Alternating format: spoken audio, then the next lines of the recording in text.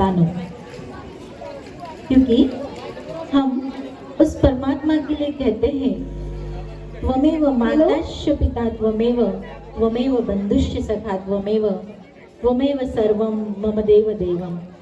अर्थात वो परमात्मा हम सब आत्माओं का क्या है? पिता है, माता है, बंधु है, सखा है ना? और आज और इस विजयादशमी के उपलक्ष्य में आप सबके स्नेह ने इतने दूर से हमें खींच लिया, इसलिए आप सबका दिल से स्वागत है, स्वागत है, स्वागत है। तो आप अपने लिए जोरदार ताली बजा दीजिए सभी।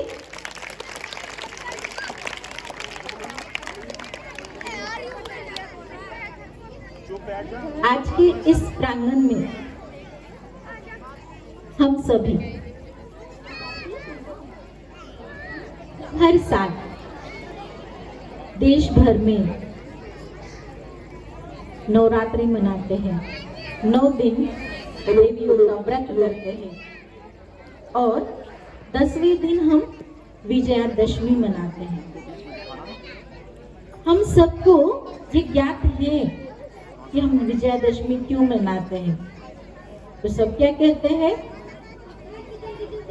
क्या कहते हैं कि रावण का क्या होगा?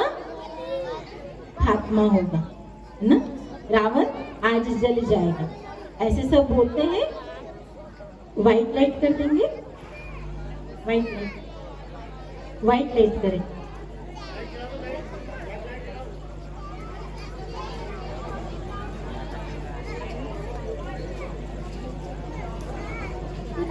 तो सभी हर साल क्या करते हैं? विजयादशमी दशहरा मनाते हैं ना सभी? क्या करते हैं उसमें? क्या करते हैं? तो बड़े खुशी से सोचते हैं कि आज तो रावण दहन होगा, आज तो रावण मरेगा, आज तो रावण मरेगा, आज तो रावण मरेगा। कितने साल हो गए हम रावण को मारते मारते मारते मारते, लेकिन क्या रावण मरा? रावण मरा? नहीं मरा, है ना? रावण दिनों दिन हम क्या करते हैं? बड़ा बड़ा बड़ा बनाते जाते हैं, है ना? और बड़ा और बड़ा और बड़ा। बट रावण नहीं मरा, है ना? मरा क्या? नहीं। तो रावण क्यों नहीं मरा? रावण क्या है? तो हम कहते रावण तो जो था वो बहुत विद्वान था, है ना? रावण बहुत, है ना, जैसे कहते हैं कि उसके पास हर तरीके की शिक्षाएं थी, ऋषि का बेटा था। रावण ने अपने अंदर उन शक्तियों को प्राप्त करने के लिए किसकी आराधना की? तो शिव की आराधना की, है ना? किसकी आराधना की? शिव की आराधना की। अभी ऐसा रावण जिसने उस परमात्मा पिता शिव से शक्तियों को प्राप्त करने के लिए क्या की? तपस्या की। क्या वो रावण बुरा हो सकता है? हम कहते वो रावण बुरा नहीं था, रावण बहुत अच्छा था, है ना? तो रावण है, रावण को फिर जलाते क्यों है हम? फिर रावण अच्छा था तो अच्छी चीजों को जलाया जाता है क्या? अच्छी चीजों को जलाया जाता है? नहीं। अच्छी चीजों को क्या किया जाता है? तो जीवन में धारण किया, है ना? बट हम क्या कहते हैं?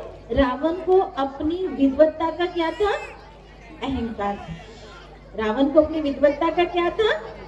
अहंकार था, है ना? और उस अहंकार के कारण ही अर्थात आज हर मनुष्य आत्मा, ज्ञानी तू आत्मा है, आप यहाँ सब बैठे, है ना? हमसे भी ज्यादा दुनिया में जब आप रहते हैं तो हर तरीके की नॉलेज छोटे बच्चे से लेके बड़े बुजुर्ग तक है ना? किसी ने वेद पढ़ रखे हैं, किसी ने शास्त्र पढ़ रखे हैं, किसी ने कुछ पढ़ रखा है, किसी ने कुछ पढ़ रखा है ना? गीता भी हम आए दिन पढ़ते रहते हैं, सुनते रहते हैं ना? लेकिन फिर भी हमें क्या होता है? फिर भी क्या होता है? फिर भी हम क्या करें? फिर भी हमारा रावण नहीं मर रहा है। क्यों नहीं मर रहा है? तो क्या हमें भी कहीं, हमारे अंदर भी कहीं रावण का वो विकार अर्थात अहंकार छिपा हुआ तो नहीं है? कभी हम अपने आप में भी अपने स्वयं को देखें कि क्या मुझ आत्मा के अंदर भी वो रावण बैठा है। क्योंकि हर साल हम रावण को जला रहे हैं, लेकिन जलने के बजाय वो चारों तरफ उसका स्वरूप बढ़ता ही जा रहा है। तो वो रावण कौन है? हम मनुष्य आत्माओं की कमजोरियां। रावण और कोई नहीं है। रावण कौन है? तो मनुष्य आत्माओं की कमजोरियां है।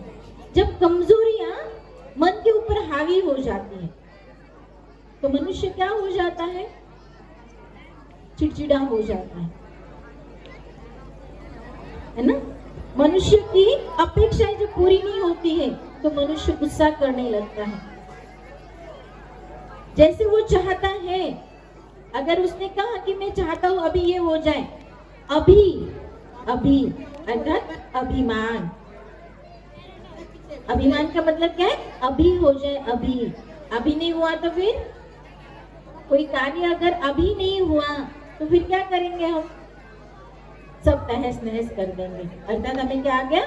गुस्सा आ गया, है ना? क्यों? क्योंकि गुस्सा आ गया तो हमारे अंदर फिर क्या हो गया? आज तक किसी ने कुछ कार्य नहीं किया तो हमारा लालच भी बढ़ गया, फिर मोह भी बढ़ गया, और साथ साथ जो चरम सीमा पर है वो अहंकार। किसी को अपनी विद्वत्ता का अहंकार है, किसी को अपनी सुंदरता का अहंकार है, किसी मनुष्य को अपने धन और दौलत का अहंकार है? है या नहीं है? है ना? और उस अहंकार के कारण ही हम जो चाहते हैं, आज जैसे अभी भैया ने कहा कि बच्चों को हम पढ़ाते हैं, है ना?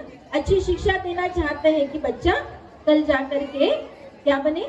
अच्छा बने। लेकिन अच्छा बनने के लिए अच्छे स्कूल में डालना जरूरी नहीं है। बच्चों के अंदर संस्कार होने बहुत जरूरी है। तो संस्कारों का मतलब क्या है? अभी दूसरी तरफ हम देखें तो संस्कारों का मतलब क्या है? तो राम क्या थे? राम क्या थे? तो राम बहुत आज्ञाकारी थे। इसलिए राजा दशरथ ने एक ही बार कहा कि आपको वनवास में जाना है, तो पलट के राम ने ये नहीं पूछा क्यों। पूछा क्या? क्यों जाना है, इसलिए जाना है? नहीं, उन्होंने कहा जी। अर्थात क्या? उन्होंने अपने पिताश्री की आज्ञा को सर माथे रख करके क्या किया? वन को स्वीकार कर लिया, अर्थात वनवास स्वीकार कर लिया, और इतना बड़ा राजपाट सेकंड में छोड़ करके चले गए ना। और दूसरी बात, राम के लिए कहते, राम कैसे थे? तो मर्यादा पुरुषोत्तम थे।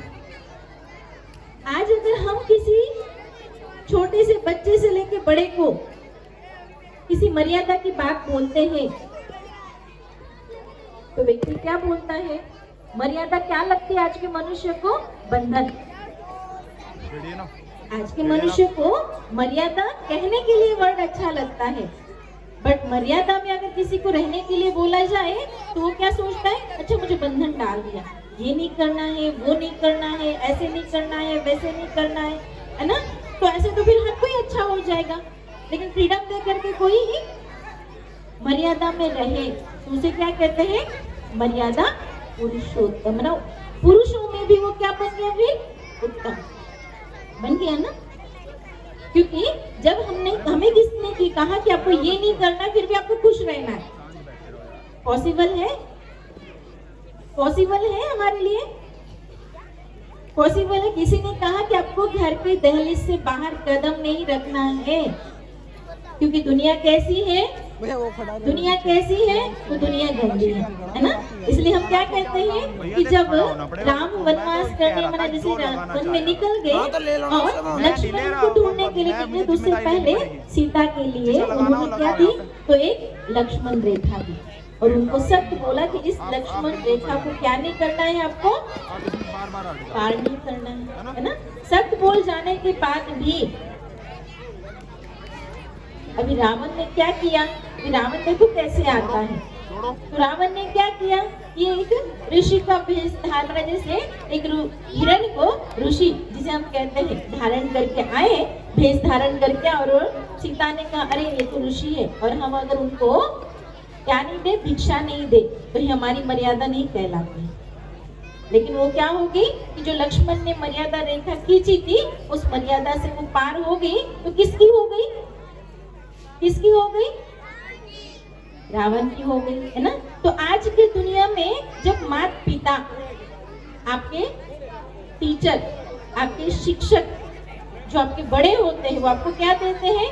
एक मर्यादा की लकीर देते हैं, एक समझ देते हैं, क्योंकि उन्होंने अपने जीवन में जो अनुभव किए होते हैं, उस अनुभव की अथॉरिटी जिसे हम कहते हैं,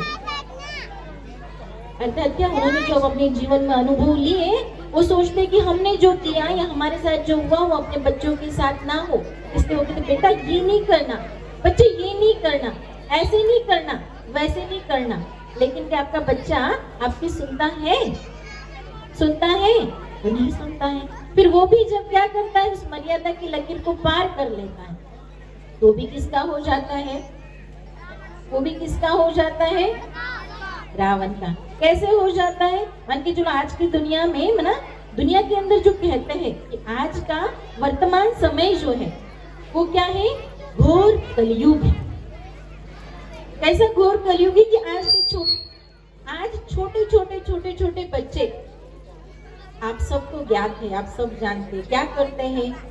छुप छुप करके बीड़ी पीते हैं, सिगरेट पीते हैं, झूठ बोलते हैं, चोरी करते हैं ना। तो क्या हम पढ़ने अगर जा रहे हैं तो टीचर ने शिक्षा दी? नहीं। क्या माँ बाप ने शिक्षा दी? नहीं। तो फिर किसने शिक्षा दी उनको?